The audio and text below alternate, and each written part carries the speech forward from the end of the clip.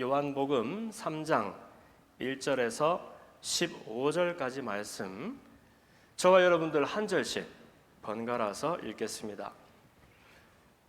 그런데 바리새인 중에 니고데모라 하는 사람이 있으니 유대인의 지도자라.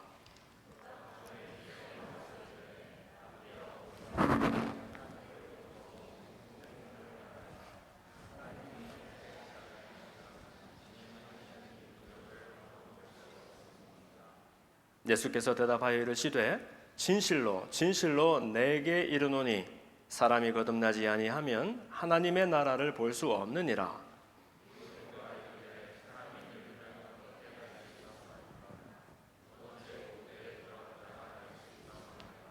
예수께서 대답하시되 진실로 진실로 내게 이르노니 사람이 물과 성령으로 나지 아니하면 하나님의 나라에 들어갈 수 없느니라. 내가 내게 거듭나야 하겠다 하는 말을 놀랍게 여기지 말라.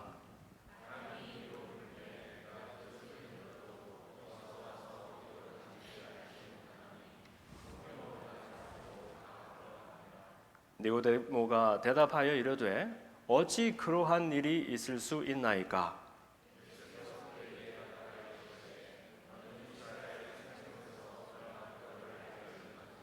진실로 진실로 내게 이르노니 우리는 아는 것을 말하고 본 것을 증언하노라. 그러나 너희가 우리의 증언을 받지 아니하는도다.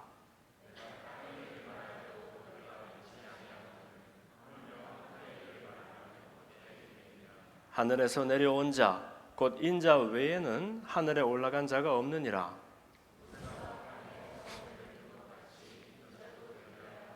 다 함께 이는 그를 믿는 자마다 영생을 얻게 하려 하심이니라. 아멘. 한번 따라 할까요? 물과 성령으로 거듭난다는 것은, 네, 이런 제목으로 저는 요한복음 3장 1절에서 15절까지 말씀에 근거해서 말씀의 은혜를 나누겠습니다.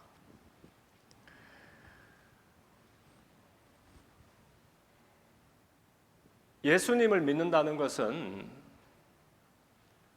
보다 나은 사람이 되거나 또 내가 중요하다고 생각하는 무언가를 얻게 되는 일인 줄로 알았어요. 그래서 교회를 다닌다는 것은 마음이 약해서 자기 힘으로 어떻게 할 수 없는 인생을 좀 한번 어떻게 누군가에게 의지해서 풀어보려고 하는 연약한 사람들이 모이는 그런 곳인 줄로 생각했어요. 그런데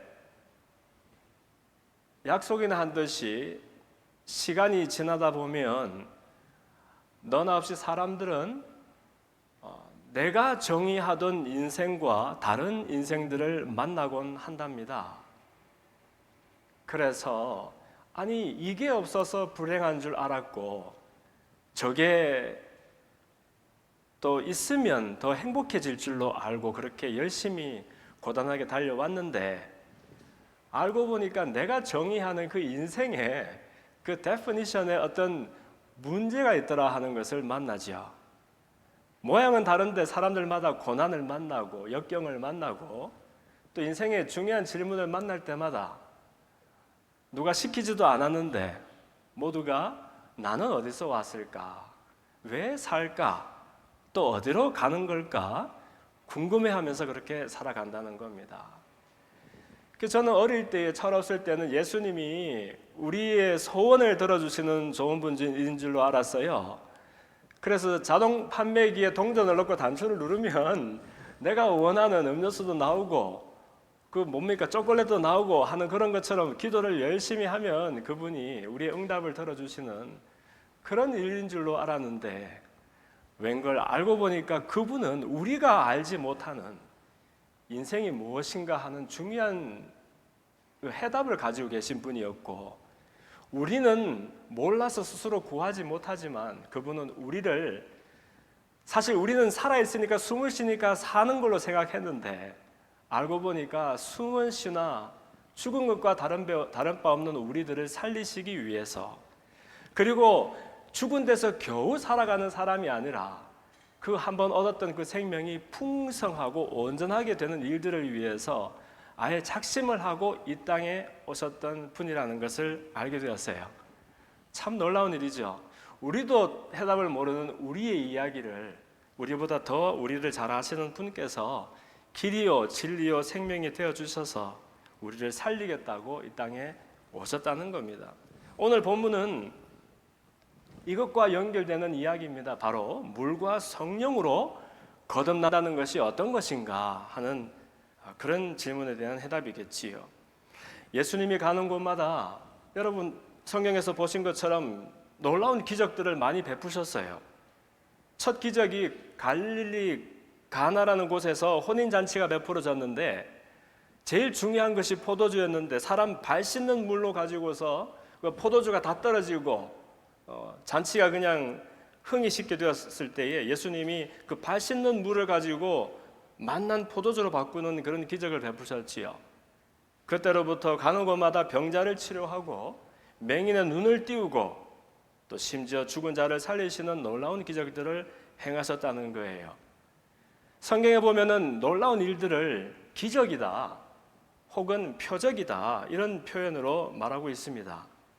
복음서가 4권이 있는데 특히 같은 관점에서 바라본다 해서 공관 복음이라고 말하는 이 마태, 마가, 누가 복음에서 보면은 이런 놀라운 일들을 기적이라는 단어를 써서 자주 표현을 했습니다.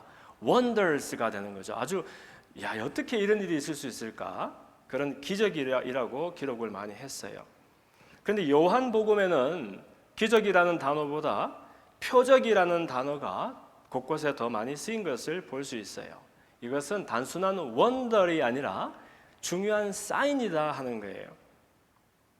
기적이 일어난 그 놀라운 일 자체에 초점을 두는 말이라면 표적이라는 것은 그 놀라운 일에 어떤 특별한 목적과 의도가 있다는 것을 강조하는 말이겠지요.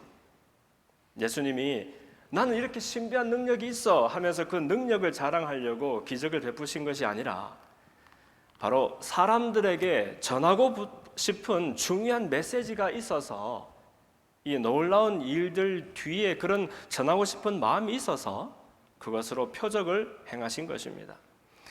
태어날 때부터 맹인이었던 사람을 실로암 연못가에서 고쳐주실 때에도 사람들이 물었죠. 주님, 이 사람이 날 때부터 앞을 못 봤는데 이것이 자기 죄 때문입니까? 부모의 죄 때문입니까? 예수님은 이 사람이나 그 부모의 죄로 인한 것이 아니라 그에게서 하나님이 하시는 일을 나타내고자 하십니다라고 말씀하셨어요. 그러니까 예수님은 놀라운 기적을 행하실 때마다 그것으로 사람들을 환호하게 만들기 위한 것이 아니라 이런 일이 가능하게 하시는 하늘에 계신 나의 아버지를 보라고 하나님의 능력과 그분의 사랑을 보라고 손짓을 하셨던 겁니다.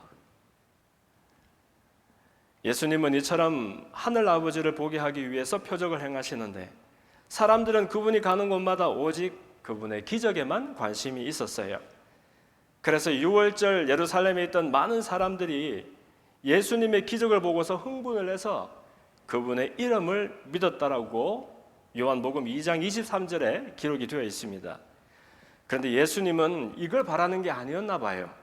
오히려 그 사람들로부터 거리를 두셨다라고 합니다. 왜냐? 사람들 마음속에 있는 진짜 마음을 아셨기 때문이에요. 우리는 우리가 좋아하는 것을 좋아하지요. 맞습니까? 우리는 보이는 것만 보면 되고요. 우리에게 감동을 주는 것에 감동하면 되고 내가 믿을 수 있는 것, 나를 믿게 만드는 것만 믿으면 되는 거예요. 그래서 내가 못 보는 것은 못 보는 것이고요. 나에게 감동을 못 주는 것은 또 내가 믿기 어려운 것들은 원래 없는 것이다. 아니면 가치가, 존재가 없는 것이다라고 고집하면 그만인 거지요. 못 본 것이 없다고 하는데 누가 뭐라 하겠습니까? 심지어 교회 안에서 신앙생활도 마찬가지입니다.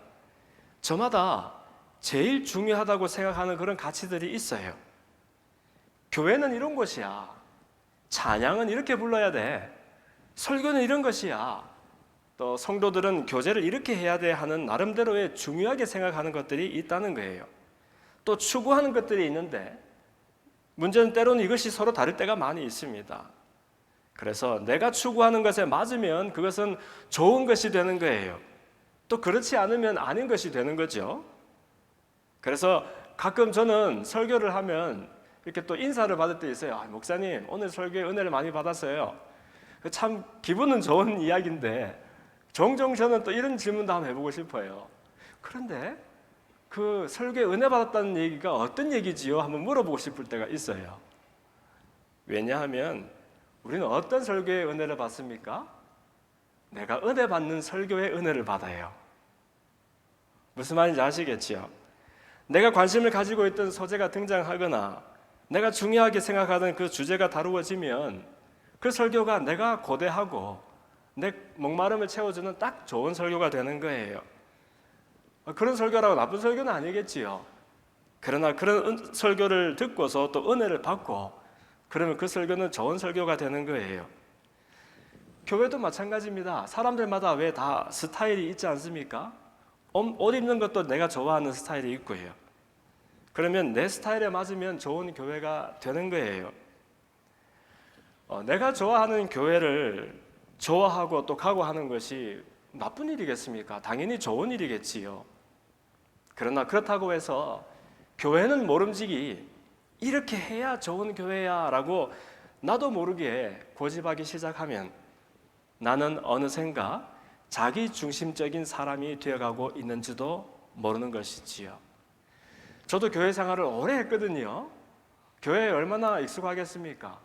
근데 오래 하면 오래 할수록 나도 모르게 교회는 이런 곳이어야 해. 또 믿는다는 것은 저런 것이어야 돼. 나도 모르게 자기중심적이 되는 거 있지요. 또 그리고 많은 질문들에 내 나름의 답을 정해놓고서 이것이 정답이야. 그럼 이것과 다른 것은 오답이 되는 그런 일들을 만나곤 합니다.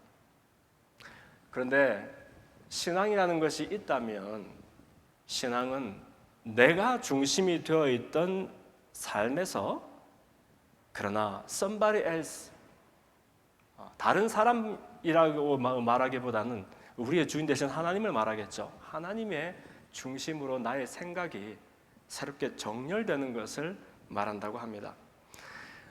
오늘 본문에 보니까 바리새인이자 산헤드린 공회의 회원이었던 니고데모라는 높은 사람이 한밤중에 예수님을 찾아왔습니다. 산헤드린 공회에는 당시에는 이 정교가 일치된 그런 시절이었잖아요. 종교적인 지도자일 뿐만 아니라 정치적으로도 영향력이 있던 유대교의 지도자였지요. 그런데 무엇이 캥겨서 한밤중에 예수님을 찾아왔을까요? 이 사람 이야기는 마태복음 19장에 나오는 율법을 잘 지켰다고 하는 부자 청년 이야기하고 비슷한 것 같아요. 어쨌든 이 사람이 처음 찾아와서 하는 말이 랍비요, 우리가 당신은 하나님께로부터 오신 성생인 줄 아나이다. 하나님이 함께 하시지 아니하시면 당신이 행하시는 이 표적을 아무도 할 수 없음이니이다 라고 말했습니다. 무슨 질문을 한 건 아니었지요. 그러나 예수님이 이 사람의 그 말을 듣고 이 사람의 의도를 다 꿰뚫어 보시고서 묻지도 않은 말씀을 하십니다. 그것이 진실로 진실로 너에게 이르노니 사람이 거듭나지 아니하면 하나님의 나라를 볼 수 없느니라, 이렇게 말씀하셨어요. 아니, 니고데모는 진심이었거든요. 이 사람은 바리새인이고 산헤드린 공의회 회원이었음에도 불구하고 그러나 예수님의 능력을 높이 사면서 틀림없이 이 사람은 하나님과 관계 있는 분이다 확신을 가지고 인정하고 한밤중에 찾아온 거예요. 그러나 그런 그마저도 예수님이 행하시던 놀라운 기적을 보고 그 기적에 근거해서 예수님을 평가했고 예수님의 능력이 이 사람의 관심의 이유였다는 거예요. 그러나 예수님은 아까도 말씀드렸지만 이 예수님의 모든 기적이라는 것은 자신을 드러내기 위한 것이 아니고 하나님의 전능하심과 또 우리를 향하신 사랑을 전하기 위함임을 거듭 강조하시는 거 있지요. 그래서 하나님의 능력으로 사람 놀래키려고 오신 분이 아니고 죽은 것보다 더 못한 사람들을 살리려 오셨다라고 말씀하는 거예요. 그리고 그 일이 니고데모처럼 율법 학자요, 또 종교 지도자요, 또 의회에 있는 높은 관직이 있는 사람이라 할지라도 스스로의 힘으로는 그 일을 하게 할 수가 없고 오직 물과 성령으로 거듭나야 그 일이 가능하겠다 말씀해 주시는 겁니다. 니고데모 자신도 채 인식하지 못하고 있던 그의 방문의 진짜 의미를 예수님께서 알려주시는 겁니다. 여러분, 여기서 물과 성령으로 거듭난다는 것은 무엇을 말할까요? 세례 요한도 또 예수님의 제자들도 물세례와 불세례에 대해서 말했던 적이 있습니다. 그리고 사도 바울도 사도행전 19장 1절 이하의 말씀을 보면 그가 에베소를 찾았을 때에 어떤 제자들을 만나고서 이렇게 질문하지요. 너희가 믿었을 때에 성령을 받았느냐? 그 사람들이 성령이 뭡니까? 성령님이 계신 것도 듣지를 못했습니다. 너희들은 무슨 세례를 받았느냐? 요한의 세례를 받았습니다. 그러자 바울이 비로소 예수님이 이 땅에 왜 오셔야 했는지, 그분을 믿고서 사람 사는 일을 발견한다는 것이 어떤 것인지 풀어서 설명해 줍니다. 그러자 그들이 듣고 주 예수의 이름으로 세례를 받으니 그들에게 성령이 임하셨다라고 기록되어 있어요. 이때 요한의 세례를 받았다라고 말하는 것은 물세례를 말하는 것이지요. 요단강에서 물에 잠김으로 인해서 자신의 과거의 죄를 회개하고 씻고 청산하는 그런 세례를 말할 것입니다. 그런데 이 세례 요한도 정말 이전에도 이후에도 이 사람처럼 큰 사람이 없다고 말하는 이 세례 요한도 나는 아무것도 아니다. 내 뒤에 오시는 분의 그분의 신들매도 내가 풀지를 못한다 라고 하면서 나는 지금 물로 세례를 주지만 그가 오시면 불로 세례를 줄 것이다 라고 말씀하셨지요. 이것을 보면은 예수님을 믿고 내가 죄인이었음을 깨닫고 회개한 일도 중요하고 또 죄를 뉘우치는 일뿐만 아니라 이제는 과거로부터 방향을 전환해서 전혀 새로운 삶을 시작하는 것도 중요한 일임을 우리는 알 수 있는 것입니다.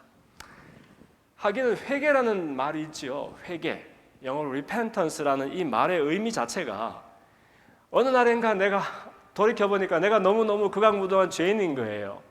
그래서 그냥 무릎을 꿇고 펑펑 울고 통회하고 자복을 했어요. 그러더니 이제 눈물을 씻고 일어나서 원래 오던 길을 그냥 계속 걸어갑니다. 그러면 회개가 될 수 없는 거예요, 여러분. 그렇죠? 내가 지난 일을 돌이켜보니까 내가 정말 내 스스로는 해결할 수 없는 죄인이었더라. 통회도 되고 자복도 되고 그냥 밤낮으로 울며 회개를 했습니다. 그렇게 회개해 놓고서 지금까지 가던 그 방향으로 똑같이 또 길을 걸어가야 한다면 이것이 무슨 삶의 돌이킴이겠으며 이것이 무슨 진정한 회개라고 할 수 있겠습니까? 진정한 회개라는 것은 내 죄를 자복 통회하고 그렇게 울고불고 하는 일 정도가 아니라 있던 곳에서 일어나서 돌이켜서 전혀 다른 방향으로 걸어가기 시작하는 것을 말하는 것 아니겠습니까? 그리고 이 새로운 내가 되는 일이 내 힘으로, 사람 힘으로 되지 아니하고 오직 성령의 도움으로 되기 때문에 그래서 이것을 성령 세례라 하고 또 성령으로 거듭남이라 하고 이런 표현들로 설명을 하는가 봅니다. 그런가 하면 원어 기록에 근거해서 오늘 본문에 나오는 물과 성령으로 거듭나야 한다 했을 때에 이것을 물과 성령으로 푸는 사람들도 있지만 물 즉 성령, 물 곧 성령으로 거듭나야 한다라는 의미로 해석하기도 합니다. 왜냐하면 늘 물이라는 것은 생명이었고 성령은 이 생명의 역사를 초래하는 하나님이셨거든요. 그래서 요한복음 7장 37절 이하에 보면 누구든지 목마르거든 내게로 와서 마시라. 나를 믿는 자는 성경의 이름과 같이 그 배에서 생수의 강이 흘러나오리라라고 말씀하셨어요. 그리고 이것은 그를 믿는 자들이 받을 성령을 가리켜서 말씀하신 것이다 라고 말씀하셨지요. 여기서처럼 물은 항상 생명을 의미합니다. 예수님도 자신을 사마리아 여인에게 소개하실 때에 자신을 생수라고 말씀하시잖아요. 네가 지금 물 깊고 하려고 하는 그 물은 먹고 돌아서면 또 목마르는 물이지만은 그러나 내가 주는 생수를 마시는 사람은 다시는 목마르지 아니할 것이다라고 아예 생수요 생수의 근원이 되시는 스스로를 선물해 주셨던 거예요. 이 역시 사람이 전혀 다른 피조물이 되고 전혀 다른 인생을 살게 되는 일이 사람이 아니라 성령을 통한 일이라고 설명하는 데 있어서는 다름이 없을 것입니다. 그래서 여러분, 웨슬리의 교리에서는 우리가 예수님을 믿고 그 구원을 한 번에 얻었던 구원을 이루어 나가는 그 여정을 은총으로 설명하고 있습니다. 좀 어렵지만 다른 말로 선행 은총이다, 칭의 은총이다, 성화 은총이다 이런 말들로 설명을 하고 있지요. 요약하면 사람이 아버지 하나님을 알고 아들 예수님을 믿어서 구원을 얻는 것은 바로 성령 하나님의 사역이요 하나님의 일방적이고 선행적인 은혜로부터 시작된다라는 말입니다. 좀 어렵지만 선행 은총이라는 이 말은 사람이 하나님을 모르고 또 찾지도 않고 찾아봐야 만날 수도 없을 그때부터 이미 하나님께서 우리를 찾으시고 사람이 살 수 있는 길을 예비해 놓으신 것을 말합니다.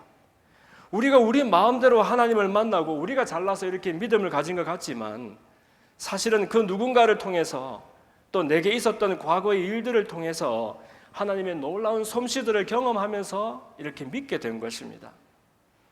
이전처럼 살면 안 되겠구나. 나는 내 삶에 또 다른 가치와 우선순위를 발견하게 되었구나 하는 이런 깨달음들은 다 하나님이 일방적으로 주시는 은혜로 생기는 것입니다.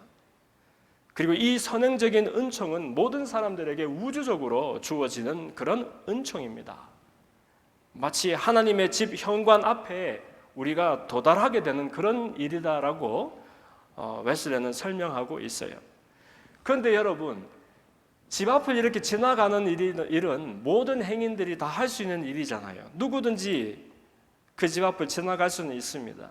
그러나 그렇다고 모든 사람들이 그 현관문을 열고 그 집으로 들어가는 것은 아니지요. 그래서 또 다른 이름의 은총이 있는데 그것을 칭의 은총이다라고 말합니다.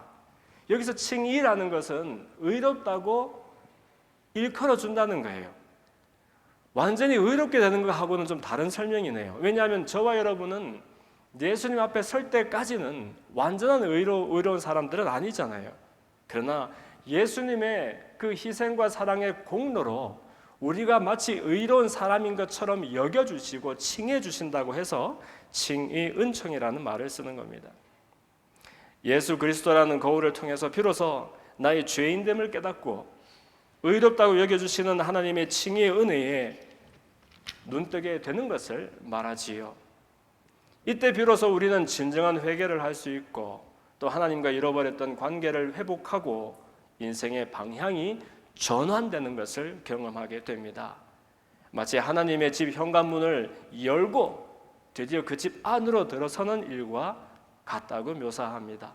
이제는 더 이상 집 밖에 있던 아무개 행인으로 있는 것이 아니라 그 집에 속한 사람이 되는 놀라운 사건이지요. 그런데 그것이 또 다가 아닌 것이 그래서 참 더 은혜가 되고 감동이 되는 것 같습니다. 하나님의 존귀한 자녀로 받아들여져서 내가 이제 새로운 생명을 살게 되는데 근데 이것이 종착역이 아니라 내가 예수 그리스도 안에서 누리게 될 놀라운 새로운 인생의 시작이라는 것이에요. 이 일이 가능하게 하는 은혜를 다름 아니라 성화 은총이다라고 말합니다. 성화라는 것은 사람이 우리가 온전하게 완벽하게 성스러운 것은 아니지만 그 성스러운 거룩한 길을 향하여 날마다 나아간다는 것을 말하는 것이지요. 하나님의 바람은 우리가 죽음에서 생명을 얻는 겨우 생명을 얻게 되는 그 정도뿐만이 아니라 원래의 사람, 하나님이 하나님의 형상을 따라서 지으셨던 원래 그 사람을 우리 안에서 회복하는 데에 있습니다. 그래서 예수님 말씀하셨잖아요. 도둑은 올 때에 도둑질하고, 그러니까 훔치고 죽이고 멸망시키려고 왔지만 나는 내 양들로 하여금 생명을 얻게 하기 위해서 왔다. 그러나 생명만 얻게 하는 그 정도가 아니라 그 생명이 더 풍성하게 되게 하기 위하여 왔다라고 말씀해 주셨지요. 그러니 누구도 완전하지는 않지만 지금 내가 얼만큼 완전하냐 하는 그 정도에 상관없이 날마다 원래 사람의 온전함을 회복할 수 있도록 하나님의 형상을 날마다 회복해 가도록 그런 놀라운 즐거운 여정을 걸을 수 있도록 우리를 초대한다라는 것입니다. 이것은 하나님의 집에 온갖 생명과 풍요를 다 누리면서 그 집안에서 예수님을 닮아가는 거룩한 삶으로 나아가는 그런 축복이 되는 것이지요. 문제가 하나 있습니다. 목사님, 다 좋은데 아니 사람의 일이 아니고 하나님이 이 모든 일들을 놀랍게 다 하신다 그러고 일방적인 은혜를 베풀어 주셔서 우리가 구원도 얻고 날마다 예수님 닮아가는 성화의 길을 걷게 하신다고 하는데 문제는 내가 이런 일들이 믿어지지가 않습니다 라고 말하는 사람들이 많이 있어요. 하기는 율법학자였던 니고데모도 오늘 본문에 보니까 전혀 이런 이해가 없어서 예수님을 찾아오지 않았습니까? 우리 교회에는 매주 금요일마다 엘림 청년들 모임이 있지요. 그저께에도 우리 청년들과 함께 지난주 목회 서신 내용을 나누면서 함께 즐거운 시간을 보냈습니다. 여러분들 받으시는 목회 서신은 그 다음 주일에 있을 설교 내용에 인터루드 같은 그런 것이에요. 어떤 소개도 담겨 있고 한 번쯤 질문을 던져보게 만드는 문제 제시가 들어있는 글입니다. 오늘 본문을 읽고서 그 물과 성령으로 거듭나는 것이 무엇일까 하는 그 이야기들을 청년들과 나누었습니다. 정말 좋은 이야기들이 많았고요. 너무너무 즐거웠습니다. 어떤 친구들은 사람의 가치관이 바뀌는 것일 겁니다. 목사님, 우리의 우선순위가 바뀐다는 것일 것입니다. 내가 중요하게 생각하는 것을 내려놓고 이전과 전혀 다른 새로운 삶을 사는 것일 것입니다. 물에 씻은 듯이 나를 깨끗하게 하는 그런 것일 것입니다. 다양한 이야기들이 있었어요. 그런데 그와 동시에 사실 보이지 않는 이런 일들이 있다고 믿기가 어렵습니다 하는 이야기들도 있었습니다. 성경이 하나님의 말씀이라는 것부터가 믿기가 어려운 이야기인데 오죽하겠습니까? 그러나 저는 이런 솔직한 질문과 대화들이 참 귀한 것이다라고 생각합니다. 우리가 질문이 없어서 못 배우지 누가 안 가르쳐줘서 못 배우겠습니까? 여러분, 거듭난다라는 말의 의미를 생각해 보면 이 거듭난다는 것은 헬라 말로 아나겐나오라는 단어가 있거든요. 이 아나나 또 아노나 하는 이런 그 단어들은 뭔가 다시 한번 해본다는 의미입니다. 그래서 다시 태어나서 거듭난다 하는 것이죠. 그런데 이 아나에는 다시라는 의미도 있지만 처음부터라는 의미도 있습니다. 더 나아가서 위로부터라는 의미도 있습니다. 처음부터 다시라고 하니까 아마 과거의 나, 현재의 나를 부인하고 새로 시작하는 것을 말하나 봅니다. 그리고 위로부터라고 하니까 지금 내가 경험하는 차원을 넘어서는 다른 차원에서 다룰 일을 말하는가 보다 생각할 수 있지요. 그래서 이 일이 거듭난다는 일이 내 안에서 내 힘으로 가능한 것이 아니라 외부로부터의 도움에 의한 것이라는 말, 위로부터 허락되는 일이라는 그런 말인가 봅니다. 그래서 선물처럼 거저 주어진다, 은혜라고 합니다. 그래서 예수님이 육으로 난 것은 육이요 영으로 난 것은 영이라고 하셨고 땅에 속한 얘기를 해도 이해를 못하는데 하늘에 속한 얘기를 하면 어떻게 이해하겠느냐라고 탄식도 하셨지요. 그래서 거듭난다는 것은 내가 속한 차원에서 전혀 다른 차원으로 넘어가는 것을 말할지도 모릅니다. 점을 찍었습니다. 점을 찍을 때는 점인 줄 알았습니다. 그런데 세상에 우리가 찍는 점 중에 길이가 없는 점이 어디 있습니까? 벌써 차원이 되어버린 겁니다. 1차원, 길이가 나오니까. 선을 그었습니다. 어디서부터 어디까지 길이니까 1차원인 줄 알았는데 우리가 아무리 가는 볼펜으로 그어도 두께가 있으니까 2차원 이야기가 되고 말았습니다. 하나의 면을 가지고서 2차원이라고 그림을 그려봤는데 두께 없는 종이가 어디 있습니까? 저절로 3차원이 되고 말았습니다. 우리가 지금 살아가고 있는 이 차원 속에서 내가 생명처럼 생각하는 중요한 질문들의 해답을 찾으려고 하면 노력은 가상하지만 너무너무 고단하고 자꾸 미혹에 빠지는 이유가 거기에 있습니다. 하나님이 우리를 만나주시지 않으면 우리 스스로는 만나지도 못하는 지경에 놓인 것이 우리의 처지고 심지어 찾아도 그분을 만날 수가 없는 형편이라고 성경은 말했습니다. 하나님이 먼저 찾아주셔야, 그리고 그분이 어떤 분인지를 보여주셔야 비로소 짐작해 가는 것이 우리의 한계인 겁니다. 우리는 불과 한 300~400년 정도 역사밖에 안 되는 계몽주의와 이성제일주의의 노예로 살아가고 있지요. 여러분들 가운데서도 사이언스와 엔지니어링 공부하는 친구들이 얼마나 많습니까? 사실 사이언스와 엔지니어링은 사람의 최선입니다. 이성으로 내가 모르는 것을 발견해 나가는 가장 객관적이고 겸손한 행동이지요. 그러나 그렇다고 해서 내가 공부하는 이 공부로 이 모든 우주 만유를 설명하겠다고 덤벼들면 고단하기만 하지 해답이 나오지 않는 것을 볼 수 있습니다. 빛이 파동이라고 생각할 때가 있었습니다. 그때나 지금이나 빛은 똑같은 빛입니다.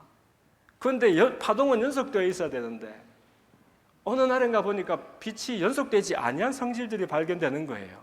이거 큰일 난 겁니다.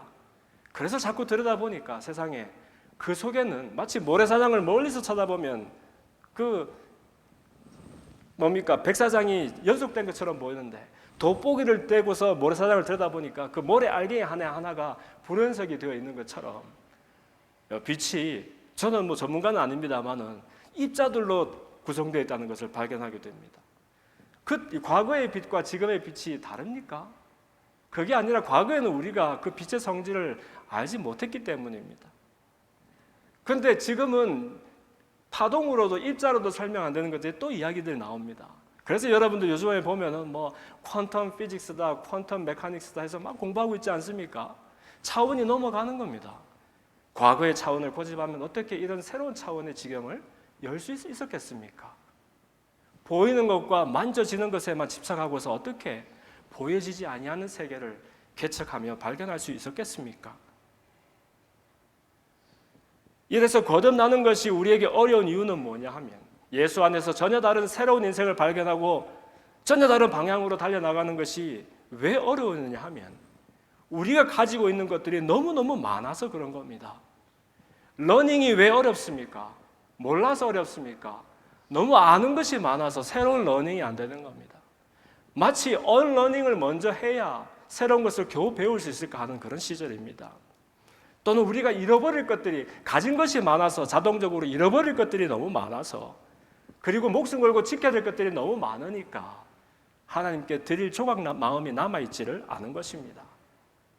어느 날인가 육교 위에서 거지 부자들이 저 부잣집에 불이 활활 타오르는 걸 보면서 이렇게 같은 대화를 나눴다 그러잖아요. 거지 아빠가 말합니다. 아들한테, 야, 너는 아빠를 잘 만나가지고 정말 너무 좋겠다. 아버지 무슨 말씀입니까? 너는 네 집에 탈까 봐 걱정할 필요가 없어. 우리 집에는 집이 없잖아. 우리를 얽어매고 우리를 고단하게 하는 것들, 가진 것들이 너무 많아서 그것들을 내려놓기가 어려운 시절을 살고 있는지도 모릅니다. 그런데 이 이야기가 비단 세상의 이야기가 아니라 교회의 이야기도 될 수 있습니다. 원래 교회는 소외받은 소수들의 모임이었고 유대교의 이단 종파와도 같이 그렇게 핍박 속에서 만들어져서 자라난 교회였고 예수를 믿는다는 것은 항상 불이익과 또 고통을 의미하는 일이었습니다. 그런 기독교에 불과 300~400년이 지나니까 힘과 권위가 주어지고 로마 종교 중에 하나로 인정되고 나중에는 로마의 국교가 됩니다. 힘이 주어지면 교회가 나빠서가 아니라 그것을 지키고 더 크게 해야 될 의무가 생깁니다. 그래서 나도 모르게 교회에게 주어진 힘과 권위를 수호하기 위하여 그렇게 그 힘에 의지해서 힘에 집착하며 하나님의 나라가 아니라 교회의 왕국을 이루고 지키기 위하여 달려온 역사가 지난 1500년 역사였던 것입니다. 그러나 다른 나은 나 이 정도가 아니라 전혀 다른 차원의 내가 되는 것, 그냥 건물만 짓고 이름을 붙이니까 자동으로 교회가 되는 것이 아니라 진짜 예수 그리스도의 교회가 되는 것, 그리고 결국 인생의 이러한 모든 것들은 결국 소유권이, 주권이 어디에 있느냐 하는 그런 이야기가 될 것입니다. 결국 인생의 주인이 바뀌는 사건이요, 그래서 가치도 바뀌고 우선순위도 바뀌는 그런 일이라고 하겠습니다. 이것은 모양이 바뀌는 일이 아니라 내용과 의미가 바뀌는 일입니다. 교회 다닌다고 해서 우리가 무슨 다니는 행색을 그렇게 내어야 하겠습니까? 교회 다닌다고 산속으로 들어가고 수도원으로 들어가는 일이어야 되겠습니까? 여전히 같은 자리에 있고 같은 일을 하는데 그 일을 하는 이유와 목적이, 의미가 달라지는 이야기입니다. 똑같이 여러분처럼 과학과 공학을 하는데 과학 만능과 이성 만세의 차원에 묶여서 살아가는 것이 아니라 그 차원을 넘어서는 더 놀라운 이야기들을 다룰 줄 아는 과학자들이 되어야 한다는 것입니다. 예수님을 만나고 사도 바울처럼 한순간에 정반대의 사람이 되는 사람도 있나 봅니다. 그러나 많은 사람들에게 이 선행 은총이라는 것은, 칭의 은총이라는 것은, 성화 은총이라는 것은 길이와 절차가 있는 그런 과정으로 또 이루어지는 것도 봅니다. 장차 주님 앞에 갈 때까지, 주님 앞에 설 때에는 온전한 새 몸과 새 영혼을 입고 서겠지만 그 전까지는 지금 내가 온전한 정도와 상관없이 내 안에서 하나님의 존귀한 자녀로서의 회복과 경건의 진보가 날마다 이루어지기를 소원합니다. 그래서 여러분들, 나에게 생명 주신 예수 그리스도의 그 생명, 그리고 주님의 자취를 닮아서 살아가는 이 성화의 즐거운 여정이 여러분에게도 펼쳐지기를 소원합니다. 결론을 맺습니다. 물과 성령으로 거듭 태어난다는 것은 조금 다른 사람, 더 나은 사람 되는 이야기가 아닙니다. 우리 삶의 방향이 완전히 바뀌어지고 내가 왜 살아가는가 하는 그 가치와 우선순위 얘기가 완전히 달라지는 것을 말합니다. 절망할 필요가 없습니다. 우리 힘으로 하는 일이 아니라서 그렇습니다. 우리 안에서 착한 일을 시작하신 하나님께서 그분의 열심으로, 그분의 성령 안에서 이 놀라운 성화의 여정, 즐거운 여정을 우리들에게 베풀어 주실 줄로 믿습니다. 기도하겠습니다. 살아계신 아버지 하나님, 예수님께서 행하셨던 기적에 흥분하며 그분께로 달려나가는 그 예루살렘 성의 많은 사람들, 그러한 생애를 살지 아니하고 기적을 행할 때마다 우리를 사랑하시는 하나님의 사랑을 전하기 위해서 하셨던 예수님의 마음처럼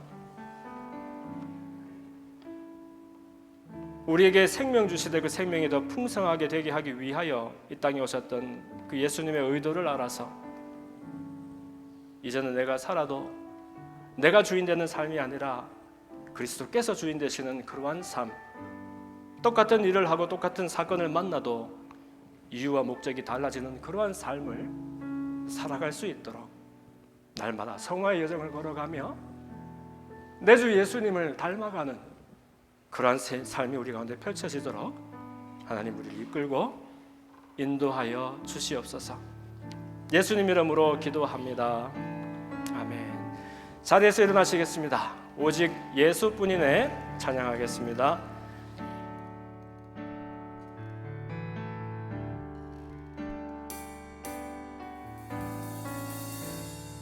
은혜 아니면 살아갈 수가 없네. 호흡마저도 다 주의 것이니 세상 평안과 위로 내게 없어도 예수, 오직 예수뿐이네.